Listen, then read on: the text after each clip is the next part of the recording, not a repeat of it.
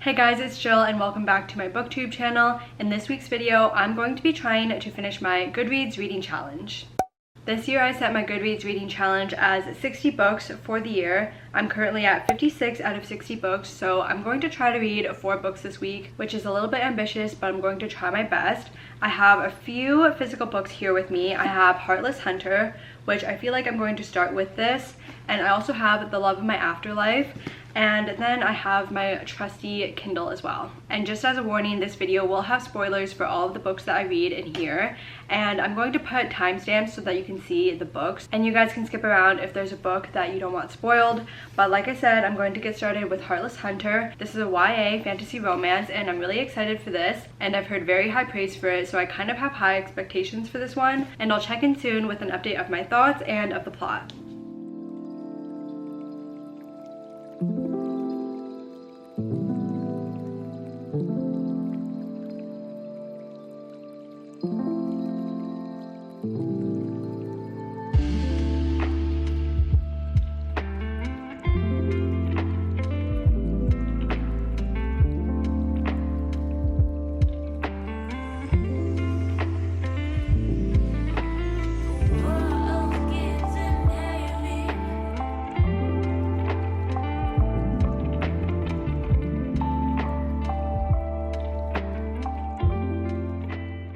Hey guys, it's the next day and I'm on page 100. So the FMC, her name is Rune, and her grandma was a witch and was taken away by the witch hunters, I guess. And she is also a witch, even though her parents were not witches. In the first few chapters, Rune is trying to find her grandma's best friend, Seraphine, who is also a very powerful witch. But just before she was able to find her, she goes missing and is captured by the witch hunters. And the witch hunters are called the Blood Guard. There's also people who are known as witch sympathizers, and they are known as penitents. To prevent Rune from being discovered as a witch, she actually turned her grandma in because she would definitely get killed if it was discovered that she was a sympathizer. And this is dual POV with the FMC Rune, of course, and then the MMC, his name is Gideon, and he is one of the witch hunters. He's a well-known soldier, and she is actually best friends with Gideon's brother. His name is Alex. So Alex actually knows that she's a witch, but for whatever reason, he hasn't told the Blood Guard that she's a witch. Rune is also known as the Crimson Moth, who is an undercover person that helps to save witches, but nobody knows who that person is. And the Blood Guard is trying to figure out the identity, who of course is Rune, and Gideon is part of this hunting as well. Gideon and his friend come up with the idea that he should pretend to court Rune because they suspect that she might be the Crimson Moth. And then at the same time, Rune and her friend come up with the idea that she should pretend to be interested in Gideon as well, so that she can kind of clear her name. It's interesting though because Gideon is already suspecting Rune, who is, it's obviously the right suspect, which Rune is aware of his suspicions. So I feel like the story could be over very fast if he just kind of like questioned Rune more. But I feel like there'll probably be some fake dating in here, as well as Rune being able to kind of trick him. But I'll update you guys when I get further in. I'm on chapter 44, page 304, and I will say there are a few kind of fantasy romance cliches in here which I've noticed, but the two main characters are very obviously into each other from the start, and it's kind of the case where the enemies aspect isn't super strong in my opinion. I feel like it would have been stronger if it was Gideon who was directly responsible for the grandma being taken and killed, but it didn't say at least that he was. So pretty much she just doesn't like him because he's associated and he's one of the leaders in the Blood Guard, unless I just didn't catch it. But Gideon, he's been trying to kind of set Rune up to see whether or not she's associated with this Crimson Moth, and it didn't really work out in his favor because there were just so many coincidences that ended up making Rune seem innocent, which I feel like was a little bit too convenient on her part. And I honestly feel like if Gideon had a little bit better critical thinking skills, he would have figured it out by now that Rune is the Crimson Moth. And we find out that Gideon also hates witches because in the past his ex-girlfriend turned out to be a witch who ended up kind of torturing him. And she's actually supposed to be dead, but I guess she's now alive. But I think that Alex is kind of part of this whole thing as well, which Gideon will be so upset when he finds out about that. But I guess Alex was supposed to kill this ex-girlfriend. Her name is Cressida, and I feel like because he pretty much is a witch sympathizer, he didn't actually do that. So then when she comes back, I don't even know how many years ago that was, but during the latest dinner that everyone was at, it turns out that her magic was attacking Rune. So it's kind of unsure whether or not Cressida is actually alive or not. Someone could be impersonating her magic and pretending to be her, but we don't know yet. Rune and her friends, including Verity and Alex, are trying to find the keys, or it's like a coin that allows access to different cellars in the prison to save Seraphine. So they've been trying to do this for the entire book though, so I think they might have just got their access though because Alex stole this special coin from Gideon, so now they'll be able to go into the prison cells. Which again, Alex is super suspect, and I feel like he's definitely a snake, especially towards Gideon. He's kind of pretending to be on both sides. Gideon feels like Alex would never betray him by helping witches, but then Rune is thinking the same thing, that Alex would never hurt her because she's a witch or hurt like the witches. So Alex is definitely in the middle, but I don't really like him or trust him because I feel like he could definitely easily betray either side. And there's kind of a love triangle between Rune, Gideon, and Alex as well, which at the same time isn't exactly a love triangle because both Gideon and Alex like Rune, but Rune is only really interested romantically in Gideon and kind of sees Alex more so as a friend. So I feel like the romance will definitely be with Gideon and not Alex, even though of course Gideon feels like Alex is the only one that actually deserves Rune. I think I have about 100 pages left. I might be able to finish this tonight, but I'm wondering how exactly this will end. But I know this is the start of a series, so I'm assuming there's probably going to be a cliffhanger situation at the end, but I'll read ahead and find out, and I'll give you guys my final thoughts when I'm done.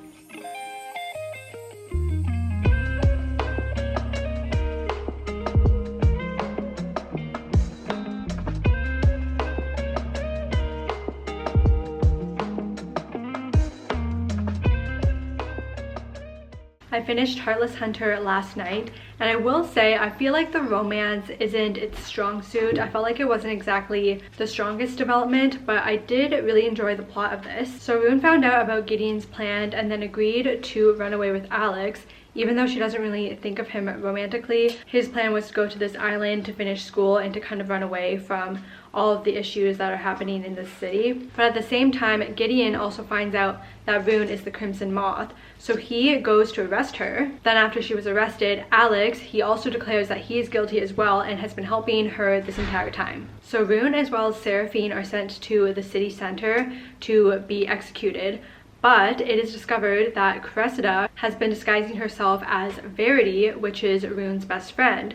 So Cressida ends up saving both Rune and Seraphine. And even though Rune does not like Cressida for what she did to Gideon in the past, she realizes that she is her only, or one of her only allies at that moment given the situation.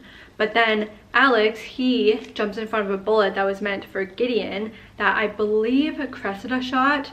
I might have gotten that wrong, but he ends up dying. Then Cressida, Seraphine, as well as Rune, they quickly escape. It kind of seems like they did like, what is it called? Teleporting is the word that I'm thinking of. So they kind of teleport and they go to this little island. But before they left, Gideon promises Rune that he would hunt her down and find her in the future. So I really enjoyed this ending. It was not what I expected, and I'm really eager to read the second book. I don't know when it's going to be coming out, but hopefully sometime soon. I guess it's called Rebel Witch, and this is coming out February 18th, 2025.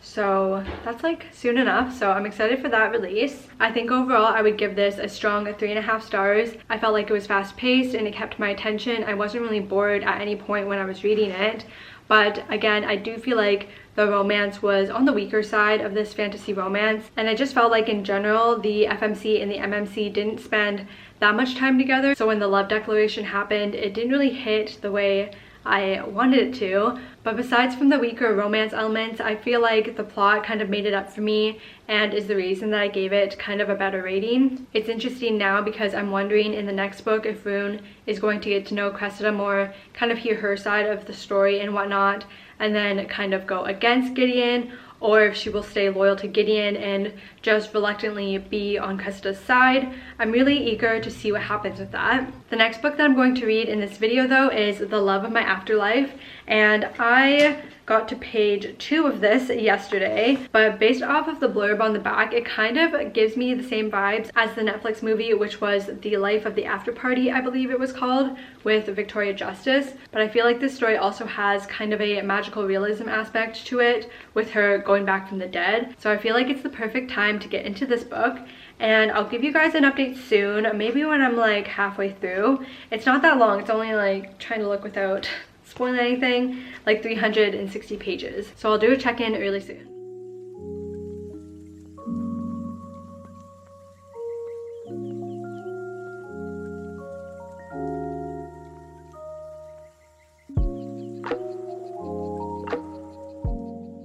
I'm on page 162 of The Love of My Afterlife, and in this we have the FMC. Her name is Delphi, and she actually dies in the very first chapter and is greeted in the afterlife. It is called Evermore. She's greeted by her afterlife therapist. Her name is Merritt. So in this afterlife place called Evermore, she meets another new person. His name was Jonah, and they hit it off. They're talking for a little while, but then Merritt tells Jonah that there was a mistake and that he actually didn't die, so then he's sent back down to Earth, which Delphi is really upset about because her love life on Earth wasn't the best, and this guy Jonah is the only guy she's really had an instant connection with. So this afterlife therapist Merritt, she kind of tries to figure out a way for Delphi to go and find Jonah in the real world, and agrees to give her 10 days back on Earth to find Jonah, and then he has to kiss her for her to be able to stay on Earth. But if she doesn't succeed in this task, she has to go back to Evermore. The catch is though that Jonah doesn't remember her or their conversation that they've had in Evermore, so she will be able to remember him on Earth, but he won't remember her. So it's going to be definitely challenging for Delphi to kind of figure out where he is. And even when she was first back on Earth, she didn't even know his full name. She has a neighbor, his name is Cooper, and they don't really get along, but he does ask her for a favor to fake date him and to go to his parents' place because I guess his parents are bugging him about about not having a girlfriend or something. And that scene really reminded me of the scene in How to Lose a Guy in 10 Days, where they were at the parents' house together and playing games, and she realized she was having a good time.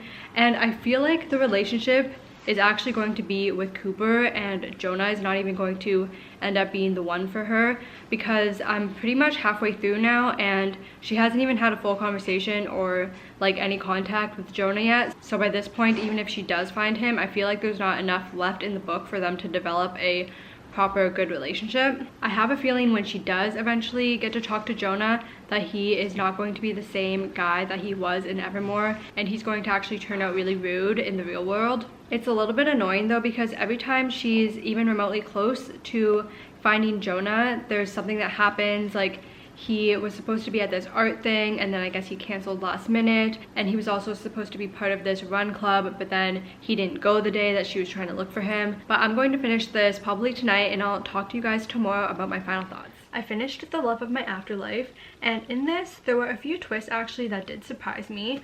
But what happened was that Delphi and Cooper, I was correct, and they ended up being the couple in this book. But it turns out that they get in a car accident and then they go to the afterlife again, Evermore, and they are greeted by no other than Merritt. And Merritt ends up being Cooper's sister that died a few years ago. He always referred to her as M, and Delphi just kind of assumed it was short for Emily, but it was actually M as in the first letter of Merritt's name. So Cooper was extremely excited to see her again because he was very depressed after she died. They are sent back to Earth though, and it turns out they're both in the hospital, and Delphi was doing a little bit better than Cooper. He ends up being in the ICU. So there's a few, I don't even remember if it was days or weeks, but there were a few days or weeks where Delphi is kind of just waiting for Cooper to wake up because he is in a coma. And during that time, she ends up realizing that she does value her life and she wants to continue to live it, because at the start she was kind of just like, whatever, like I don't care if I end up dying, I don't care if I have to go to Evermore again. But now that she has friends, now that she has Cooper, she feels like she has more of a will to live. I think that Delphine Cooper's relationship felt a little bit rushed for me, but likely that was because of the time constraint of the 10 days. So there was only a certain amount of time that they were able to be together anyway, because otherwise she was going to go back to Everland or Evermore. It also turned out that Jonah was the one that saw her out when Cooper and her got in the car accident, so he did mouth to her, which is why she's able to stay in the real world, since that was her main goal from the start and she was really struggling to figure that out. So it was kind of like a loophole with that. I will say though, I felt like the side plot with her and her ex-best friend, I could have gone without. I didn't really think there was much substance to that. I felt like it was a little bit pointless to me, and I also didn't really find this that funny, even though it's a rom-com, and all of the little quotes from other authors on the back are just saying how it's really funny, but I didn't really think so. But I mean, everyone's different with humor, so maybe it just didn't do it for me, but it will do it for you. And the last critique I have is that I felt like the end dragged on for me. I had to use Spotify and listen to the audiobook to get through the last like 20-ish pages. But yeah, overall, I'm going to give this 3 stars. It was okay, not my favorite, but it did have some interesting twists and connections between the people on Earth and the Evermore Afterland place. So I'll give it that. And the next book that I'm going to read it on my Kindle, and that is The Boyfriend by Frida McFadden. And this is her new release from just the start of October. So I haven't really heard too much about it, but I chose this one because I usually get through Frida McFadden books pretty quickly. I read a few pages so far of it, and I will talk to you guys soon with a little update.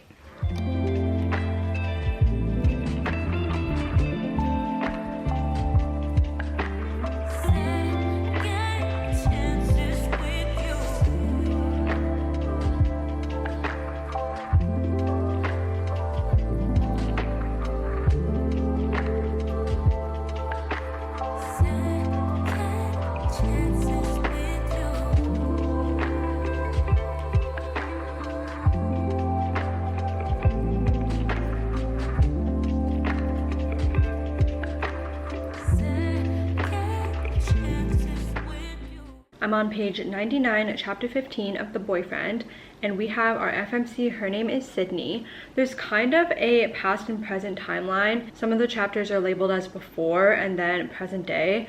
So I feel like it's going to be like before the main guy's like first murder, and then after his first murder is kind of the present day situation. But so far the FMC, she's really struggling trying to navigate the dating world. She's on this dating app, and she had a really awful first date with this one guy who is kind of still being persistent with her, even though she said, look, I'm not interested. But she has 2 best friends, and one of them recently has been talking about how she is going steady with this one guy, and they've been dating for a year, I believe, and that he's a doctor and he's amazing and she's really into him. And Sydney is a little bit jealous of her, even though she's trying to get into the dating world, and even though she's doing her best, it's still really hard for her to find the right guy. But after this one bad date that she went on, the guy was kind of coming on too strong, and then this other guy known as Mystery Man helps to save her. And I feel like that Mystery Man is the same guy that her best friend is dating, like the doctor guy. But then later, she goes into her friend's apartment in the morning because her super had to come and fix the toilet or something. But she actually finds her friend dead in her room. And then in the past chapters, we have a guy named Tom. And I feel like he's the same guy that is Mystery Man as well as the doctor boyfriend of the friend. And he is really weird, and he's really into this girl at his school. He's like in high school, and he really wants to date this girl named Daisy. And the reason that I think it is the same guy that is the doctor boyfriend in the present day perspective is because he is talking about how he wants to become a doctor, and then the friend was saying how her boyfriend was the doctor. So that's why I feel like they're the same person. But so far it's pretty good. I'm 28% of the way through. I'll probably do another update around 60% of the way in. I'm now on page 299, chapter 57.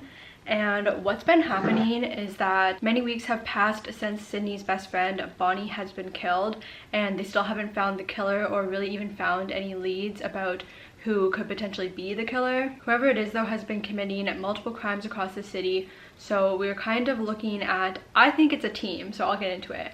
But it turns out that I was correct, and the mystery man is Tom from the past point of view chapters. And Sydney, unfortunately, is dating him. They've been dating for a few weeks. I think they've been on like 5-ish dates at this point, and there have been a few red flags for her, like when he literally just like hammers a mouse instead of trapping it and letting it free. And she's also a little unsure with how she feels about his job. But in one of the flashback chapters, we find out that Tom actually killed his father, and he did this kind of with the help of his friend Slug, and I do not trust that guy at all. And this guy helped Tom hide his dad's body, and he's also, it seems like, involved with the disappearance of multiple girls.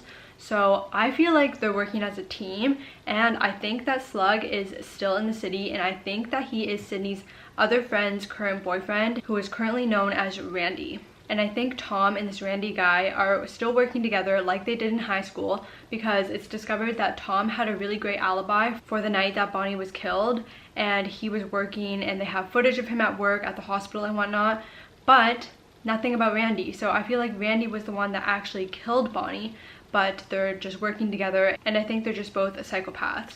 The other thing is as well is Bonnie, I feel like, openly did not like Randy, who is the other best friend's boyfriend. What is the other best friend's name? I can't even think of it right now.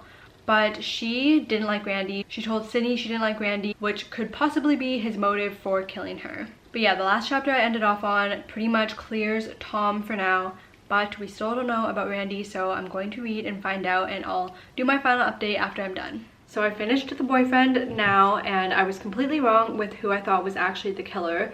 It turns out that Daisy was actually the bad person all along, and she actually kills Tom's friend Slug along with the other girls that disappeared in the town. So then I was wrong in predicting that Randy was just Slug with a different name, and I didn't even suspect Daisy at all, which I feel like Frida McFadden always kind of has the most random person be the one that like carries out all of the bad things. So I kind of should have saw it coming. It turned out that Sydney's other best friend, Gretchen, she was actually Daisy, but just going as Gretchen. So Gretchen slash Daisy, she apparently kills all the girls that Tom ever gets close to dating more seriously, so that includes Bonnie. And she does this because she's just so obsessed with Tom and feels like everyone else is just getting in the way of her and Tom being together. It turns out at the end though that Tom also kind of feels the same way about her, and he also wants to be with her, so then they run off together, and I guess they're now just working together as criminals. So it ended with Tom sending Cindy a letter pretty much saying that he got rid of one of the guys that she went on a date with her, and this guy was kind of stalking her at the very start of the book, and she doesn't really do anything about this. She should go to the police and say that Tom sent her this, but really she just kind of threw it in the trash. So then it kind of left me thinking that she is also a little sketchy as well. I think I'll give this 3 stars. I usually give Frida McFadden books 3 stars just because I feel like thriller isn't my genre really, but I do find them easy to read and entertaining enough for me. So now I have 59 out of 60 books read, so I need 1 more. I'm going to start XOXO. This is on Kindle Unlimited, and I believe it's YA, and I think it's a romance, so I hope that it's going to be cute. But I'm going to get this started, and I'll talk to you guys soon with an update.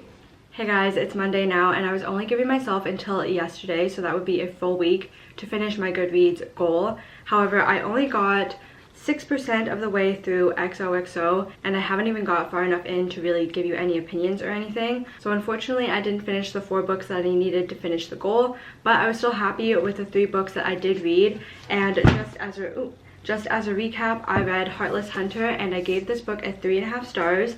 After that, I read The Love of My Afterlife, and I gave this one 3 stars. And the last completed book I read was The Boyfriend on my Kindle, and I also gave that one 3 stars. So even though I didn't finish that last book to reach my goal, I was happy with the 3 books that I did complete. But this week, I will definitely finish that 60th book to finally finish that challenge. And if you guys have read Heartless Hunter, The Love of My Afterlife, or The Boyfriend, please let me know your thoughts on them in a comment down below. Thanks so much for watching this reading vlog, and don't forget to give this video a like and subscribe to my channel for more book content, and I will see you guys in a new video next week. Bye!